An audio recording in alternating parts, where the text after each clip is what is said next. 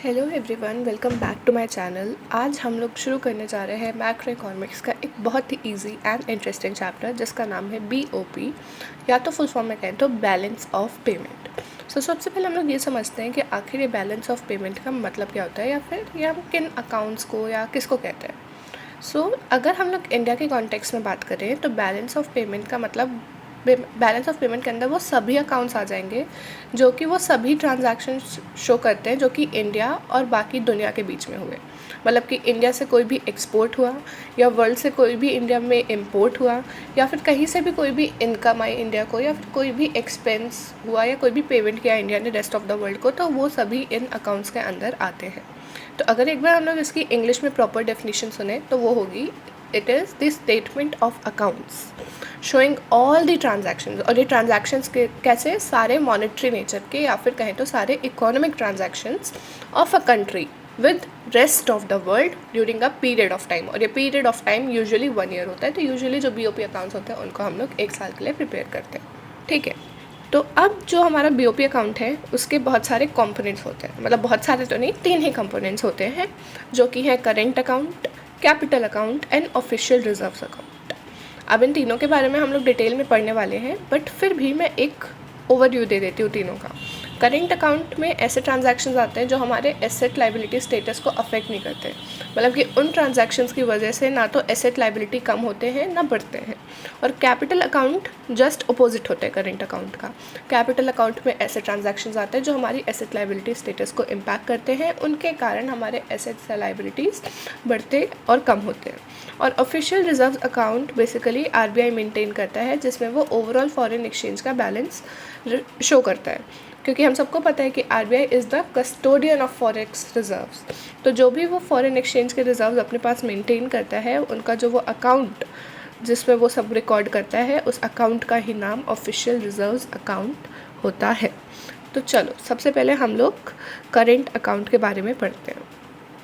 तो basically current account के फिर से 3 पार्ट्स होते हैं। पहला export and import of goods, दूसरा export and import of services, तीसरा करेंट या यूनिलैटरल ट्रांसफ़र। बेसिकली ये पार्ट्स नहीं होते, ये उसके कंपोनेंट्स होते हैं, मतलब करेंट अकाउंट के अंदर ये सारी चीज़ें आती हैं। तो अगर हम लोग एक्सपोर्ट और इंपोर्ट ऑफ गुड्स की बात करें तो जैसे कि नाम से पता चल रहा है कि इसमें क्या है, हम लोग जो भी गुड्स को एक्सपोर्ट करते हैं फॉरेन कंट्रीज़ को, या फिर जो भी हम फॉरेन कंट्रीज़ से इंपोर्ट करते हैं, वो सब इधर रिकॉर्ड होते हैं, ठीक है। इसे हम लोग विजिबल ट्रेड भी बोलते हैं, मर्केंटाइज ट्रेड भी बोलते हैं, क्योंकि गुड्स को हम लोग देख सकते हैं, है ना, उनको हम लोग छू सकते हैं। तो इसलिए जो ये export and import of goods है उसको हम लोग विजिबल ट्रेड का भी नाम देते हैं। उसके बाद आता है export and import of services. तो ये भी नाम से बता रहे हैं कि जो भी सर्विसेज हम फॉरेन कंट्रीज़ को एक्सपोर्ट करते हैं, या भी जो भी सर्विसेज हम फॉरेन कंट्रीज से इंपोर्ट करते हैं, वो सब यहाँ पे आती है, ठीक है। तो इसको इनविजिबल ट्रेड कहते हैं, क्योंकि सर्विसेज को हम लोग देख तो नहीं सकते, छू भी नहीं सकते, उनको केवल हम लोग फील कर सकते हैं, तो इसलिए इसको इनविजिबल ट्रेड का भी नाम दिया जाता है, ओके। उसके बाद आता है करेंट या फिर यूनिलैटरल ट्रांसफर्स। तो ये बेसिकली 1 साइडेड पेमेंट्स होती हैं। जैसे कि मान लो फॉरेन की कोई गवर्नमेंट इंडिया को कोई ग्रांट देती है। ग्रांट बेसिकली कि मतलब हेल्प के लिए दिया जाता है, कोई मॉनेटरी हेल्प, ठीक है। तो कोई भी हेल्प देती है तो उसके बदले में इंडिया को कुछ भी उस कंट्री को वापस पे करने की ज़रूरत नहीं है। तो इसलिए ये 1 साइडेड पेमेंट हुई कि बस फॉरेन कंट्री इंडिया को ग्रांट दे रही है, उसके बदले में इंडिया को कुछ देना नहीं है, उसका कोई लाइबिलिटी नहीं अराइज हो रहा है। तो इसीलिए ये करेंट या यूनिलैटरल ट्रांसफर में है। इसका एक और एग्जांपल होता है रेमिटेंसेस।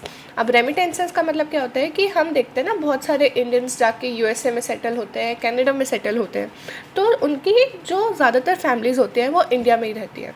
तो जब उन लोग को यूएसए में या कनाडा में अपनी सैलरी मिलती है मंथ की, उसका एक पोर्शन उन लोग अपनी फैमिली को भेजते हैं जो कि इंडिया में है। तो जो पोर्शन उन लोग भेजते हैं उसी को हम लोग कहते हैं रेमिटेंसेस फ्रॉम अब्रॉड। और ऐसे ही अगर कुछ कंट्रीज़ के लोग इंडिया में रह रहे हैं तो उन लोग बाहर की कंट्री में सेंड करेंगे रेमिटेंस, तो वो हो जाएगा रेमिटेंस टू अब्रॉड, ठीक है। समझ आ गया करेंट एंड यूनिलैटरल ट्रांसफ़र का। उसके बाद जो मैंने export and import of services बताया था ना, उसके भी आगे दो पार्ट्स होते हैं, factor services and non factor services. Factor services के बारे में हम लोग पहले पढ़ चुके हैं, क्या होता है, land, labour, capital and entrepreneur, ठीक है। और अगर इन सबको हटा दें तो बाकी की बची हुई जो भी सर्विसेज होती है वो नॉन फैक्टर सर्विसेज में आती हैं, जैसे कि इंश्योरेंस हो गया, बैंकिंग हो गया, ये सब। ओके, तो ये हो गया हम लोग का करेंट अकाउंट के कंपोनेंट्स। उसके बाद हम लोग करेंट अकाउंट से रिलेटेड कुछ बैलेंसेस भी कैलकुलेट करते हैं, जैसे कि पहला है ट्रेड बैलेंस। तो ट्रेड बैलेंस, इसमें केवल हम लोग विजिबल ट्रेड के कंपोनेंट्स को इंक्लूड करते हैं, मतलब कि क्या हुआ, export and import of goods को बस इंक्लूड करते हैं। तो ट्रेड बैलेंस को निकालने का जो फॉर्मूला होता है वो क्या होता है, export of goods minus import of services. उसके बाद आता है गुड्स एंड सर्विसेज बैलेंस। तो इसमें हम लोग गुड्स को इंक्लूड करते हैं प्लस केवल और केवल नॉन फैक्टर सर्विसेज को इंक्लूड करते हैं। Factor services goods and services balance में नहीं इंक्लूड होती, ठीक है।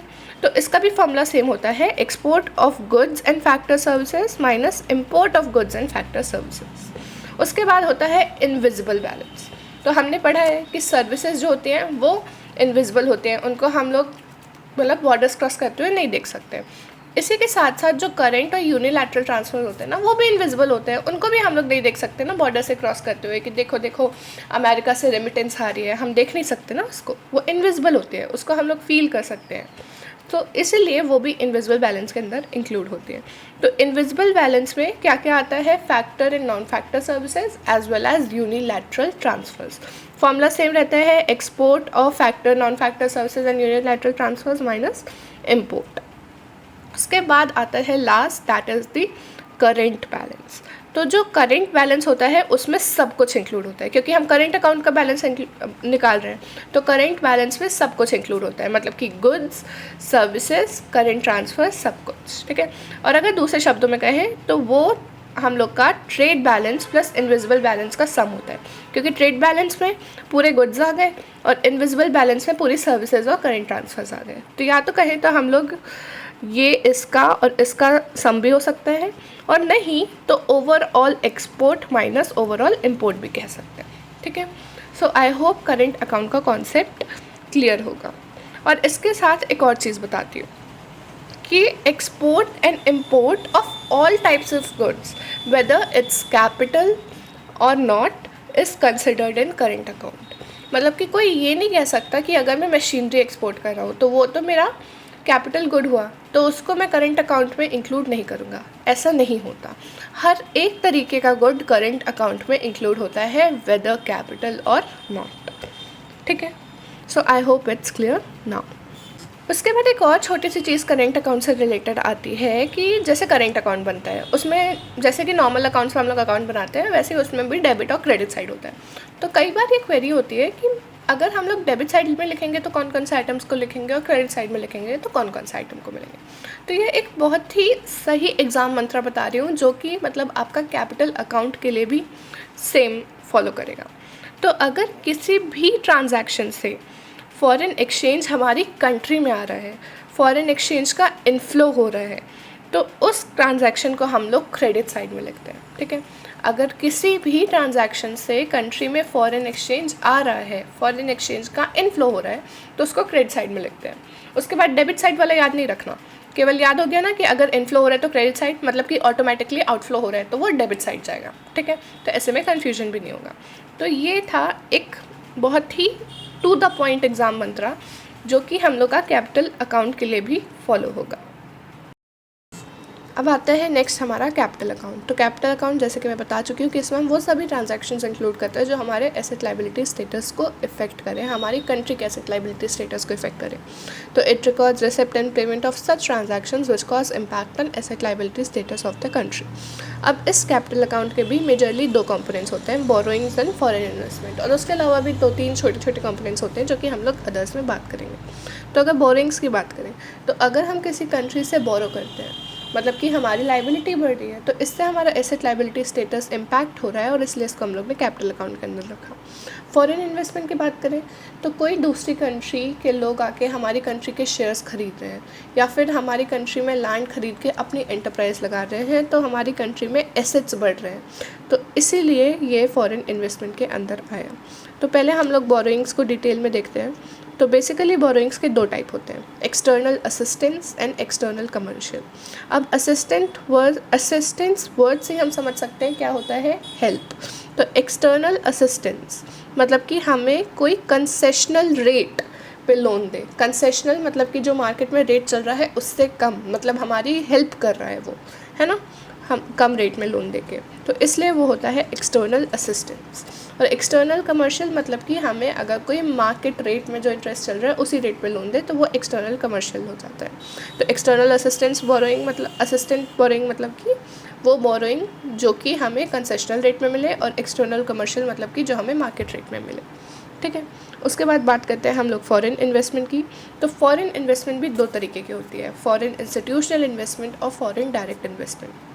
अब फॉरेन इंस्टीट्यूशनल इन्वेस्टमेंट मतलब कि अगर कोई दूसरी कंट्री का इंसान हमारी कंट्री के शेयर्स में, बॉन्ड्स में, डिबेंचर्स में इन्वेस्ट करता है, उनको ख़रीदता है, तो वो फॉरेन इंस्टीट्यूशनल इन्वेस्टमेंट हो जाती है।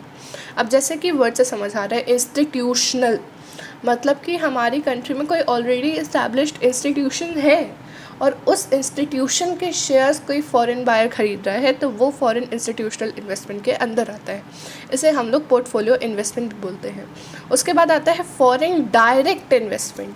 डायरेक्ट मतलब कि कोई फॉरेनर आके डायरेक्टली हमारी कंट्री में लैंड ले रहा है, डायरेक्टली अपनी एंटरप्राइज स्टैब्लिश कर रहा है, कोई किसी बनी बनाई इंस्टीट्यूशन में नहीं इन्वेस्ट कर रहा है, अपनी खुद की नई एंटरप्राइज खड़ी कर रहा है, तो वो फॉरेन डायरेक्ट इन्वेस्टमेंट के अंदर आ जाता है, ठीक है। So I hope it's clear. और फॉरेन इंस्टीट्यूशनल इन्वेस्टमेंट को हम लोग पोर्टफोलियो इन्वेस्टमेंट भी बोलते हैं, ठीक है। इसको मैं लिख देती हूँ, ये इसमें इसको हम लोग बोलते हैं पोर्टफोलियो इन्वेस्टमेंट भी, ठीक है। ओके, चलो अब हम लोग अदर्स की बात करते हैं कि अदर्स में क्या क्या आता है। तो अदर्स में आती हैं 3 चीज़ें। सबसे पहले NRI डिपॉजिट। NRI डिपॉजिट मतलब कि नॉन रेजिडेंट ऑफ इंडिया। तो NRI हो गया नॉन रेजिडेंट ऑफ इंडिया, और डिपॉजिट, तो अब दोनों को जोड़ा तो क्या बन गया कि जो भी कोई भी अगर नॉन रेजिडेंट हमारी कंट्री के बैंक्स में कुछ भी डिपॉजिट करता है या अपना मनी रखता है, तो वो NRI डिपॉजिट के अंदर आ जाता है, ठीक है। So it is basically the deposits made by non resident of India in our country, ठीक है। तो वो हमारे लिए एक तरीके से एसेट है। उसके बाद आता है बैंकिंग कैपिटल। इसमें हम लोग NRI डिपॉजिट के अलावा और सभी फॉरेन एसेट्स को इंक्लूड करते हैं जो कि कमर्शियल बैंक्स के पास होते हैं, ठीक है। मतलब कि बस NRI डिपॉजिट को हटा दें तो उसके अलावा जो भी foreign assets commercial banks hold करते हैं वो सब हमारे बैंकिंग कैपिटल के अंदर आते हैं। तो अगर इन एसेट्स को कमर्शियल बैंक हमारे बेच देते हैं तो उससे क्या होता है, इनफ्लो ऑफ फॉरेन एक्सचेंज होता है, मतलब हमारी कंट्री में फॉरेन एक्सचेंज आता है। उसके बाद आता है शॉर्ट टर्म ट्रेड क्रेडिट। अब ये ट्रेड क्रेडिट वर्ड हम लोग ने 11th में भी पढ़ा है। क्या होता है कि अगर हम कहीं से गुड्स क्रेडिट में ख़रीदें तो उसको हम लोग ट्रेड क्रेडिट कहते हैं, है ना, जिसका अगेंस्ट BRBP भी हम लोग ने पढ़ा है। तो इसमें भी बस वही कॉन्सेप्ट आता है और इधर पे बस एक फॉरेन वर्ड और जुड़ जाता है।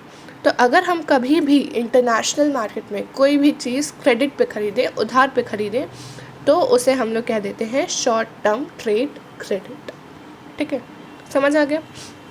तो ये था हम लोग का कैपिटल अकाउंट का कॉन्सेप्ट, वेरी सिंपल। अब जो हमारा लास्ट अकाउंट आता है वो है ऑफिशियल रिजर्व्स अकाउंट। तो जैसे कि मैंने पहले बताया कि RBI जो है वो हमारी कंट्री में फॉरेन एक्सचेंज का कस्टोडियन है। पूरे फॉरेन एक्सचेंज रिजर्व्स उसी के पास रहते हैं और उसी के थ्रू सारे फॉरेन एक्सचेंज के ट्रांजैक्शंस रूटेड होते हैं, ठीक है, उसी के थ्रू सारे फॉरेन एक्सचेंज के ट्रांजैक्शंस होते हैं। तो इसीलिए जो ऑफिशियल रिजर्व अकाउंट है वो बेसिकली RBI का फॉर्मल अकाउंट है, जिसमें कि वो अपने सारे फॉरेन एक्सचेंज से रिलेटेड ट्रांजैक्शंस रिकॉर्ड करते हैं। तो अगर जो ओवरऑल बैलेंस है वो पॉजिटिव होता है। ओवरऑल बैलेंस मतलब कि करेंट प्लस कैपिटल अकाउंट का बैलेंस। तो अगर करेंट प्लस कैपिटल अकाउंट का बैलेंस पॉजिटिव होता है मतलब कि हमारे बीओपी में सरप्लस है। तो अगर बीओपी में इनफ्लो ज़्यादा है या फिर सरप्लस ज़्यादा है मतलब कि फॉरेन एक्सचेंज का इनफ्लो ज़्यादा है, तो डेफिनेटली जो हमारे फॉरेन एक्सचेंज रिजर्व्स हैं वो इंक्रीज़ करेंगे।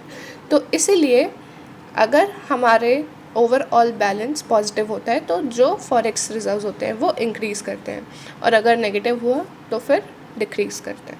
ठीक है, अब जो ये कैपिटल रिजर्व्स हैं या फिर ये जो भी फॉरेन एक्सचेंज रिजर्व्स हैं, अगर हम इनको कैपिटल अकाउंट के पार्ट के जैसे बनाएं, मतलब कि कैपिटल अकाउंट बनाया और उसी के नीचे अगर हम लोग ने एक फॉरेक्स का भी अकाउंट बना दिया या फिर उसमें शो कर दिया फॉरेन एक्सचेंज का इंक्रीज़ या डिक्रीज़, तो हमारा जो कैपिटल अकाउंट होता है वो हमेशा बैलेंस करता है। और अगर हम लोग उसको as a part of capital account नहीं बनाते हैं तब हमारा कैपिटल अकाउंट बैलेंस नहीं करता है, तब वो या तो सरप्लस दिखाता है या तो डेफिसिट दिखाता है। ठीक है, तो इसी के थ्रू हमारा कॉन्सेप्ट आता है इक्विलिब्रियम और डिसइक्विलिब्रियम इन बीओपी। मतलब कि इक्विलिब्रियम कब हुआ कि जब करेंट और कैपिटल अकाउंट का बैलेंस मतलब कि जो ओवरऑल बैलेंस है वो ज़ीरो हो, दोनों का बैलेंस नलीफाई कर दे एक दूसरे को। ऐसे में ऑफिशियल रिजर्व्स का कोई मूवमेंट ही नहीं होगा क्योंकि ना ही सरप्लस है ना बीओपी है। और अगर जो करेंट अकाउंट या कैपिटल अकाउंट का बैलेंस है वो ज़ीरो के बराबर ना हो तब उसे हम लोग कहते हैं डिसइक्विलिब्रियम इन बीओपी। मतलब कि इक्विलिब्रियम नहीं है, इक्वल नहीं है, तो उस केस में सरप्लस या डेफिसिट होता है। अगर करेंट प्लस कैपिटल अकाउंट का बैलेंस ज़ीरो से बड़ा होता है तो वो हम लोग का सरप्लस होता है, और अगर करेंट प्लस कैपिटल अकाउंट का बैलेंस ज़ीरो से कम होता है तो वो फिर हम लोग का डेफिसिट होता है। ठीक है, तो ये हो गया इक्विलिब्रियम डिसइक्विलिब्रियम का कॉन्सेप्ट और ऑफिशियल रिजर्व्स का कॉन्सेप्ट। प्लस उसके बाद एक और कॉन्सेप्ट आता है ऑटोनमस और अकोमोडेटिंग आइटम्स का। ऑटोनमस आइटम्स मतलब कि जो भी हम लोग ने कैपिटल और करेंट अकाउंट में आइटम्स रिकॉर्ड किए, अगर हम लोग लेमैन्स लैंग्वेज में गए, और अगर टेक्निकल लैंग्वेज में गए तो BOP transaction undertaken for making profits. मतलब कि जो कैपिटल और करेंट अकाउंट में ट्रांजैक्शंस इंक्लूड करते हैं वो बेसिकली हम लोग प्रॉफिट अर्न करने के लिए जो भी ट्रांजैक्शंस किए वो सारे ट्रांजैक्शंस हैं जिनको इंक्लूड किया। ठीक है, तो वो उनको हम लोग ऑटोनमस ट्रांजैक्शंस कहते हैं, और उनका एक दूसरा नाम अबव द लाइन आइटम्स भी है। ठीक है, तो ए से ऑटोनमस, ए से अबव द लाइन आइटम्स। उसके बाद आते हैं अकोमोडेटिंग आइटम्स। अकोमोडेटिंग आइटम्स मतलब कि जो भी ऑफिशियल रिजर्व अकाउंट है हम लोग ट्रांजैक्शंस रिकॉर्ड करते हैं। तो अगर टेक्निकल लैंग्वेज में कहें तो these are the items undertaken to correct the BOP imbalance and restoring the equilibrium. मतलब कि मान लो बीओपी में सरप्लस हुआ तो उसको हम लोग इक्विलिफाई करने के लिए कहीं पे अगर हम लोग ने सरप्लस, मान लो अगर हम लोग का डेबिट साइड शो करेगा, है ना, ऐसे इमेजिन करो कि क्रेडिट साइड में पूरी रिसिप्ट्स लिखी हैं और डेबिट साइड में पेमेंट, तो सरप्लस हुआ मतलब कि रिसिप्ट ज़्यादा है पेमेंट से, तो सरप्लस हम लोग का क्रेडिट साइड में शो करेगा, तो वहाँ से हम लोग का जो बीओपी है वो बैलेंस कर जाएगा।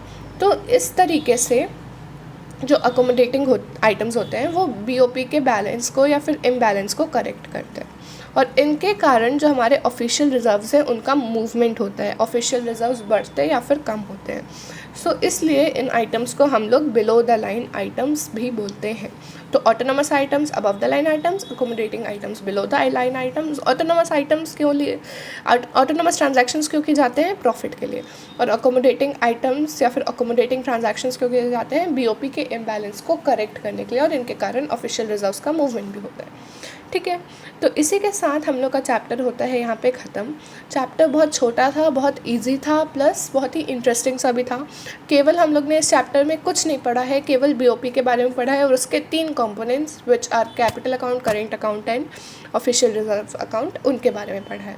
सो I hope you like the video. If you did then do subscribe to the channel. You can follow me on Instagram, वहाँ पे भी कॉन्सेप्चुअल मेट के नाम से ही पेज है, तो वहाँ पे आपको सारे अपडेट्स मिलते रहेंगे। प्लस मैंने इस चैप्टर के नोट्स ऑलरेडी टेलीग्राम पे अपलोड कर चुके हैं, so go ahead and do check them out. और मेरी राइटिंग जैसी अभी आपको यहाँ पे दिखी है उतनी गंदी नहीं है, ये मेरे स्टाइलिस्ट से लिखते हुए ऐसी राइटिंग आई है, नहीं तो मेरी राइटिंग इतनी भी गंदी नहीं है, आप उन नोट्स को समझ पाएंगे। ठीक है, so if you like the video do hit the like button and do subscribe to the channel. Till then a very good bye.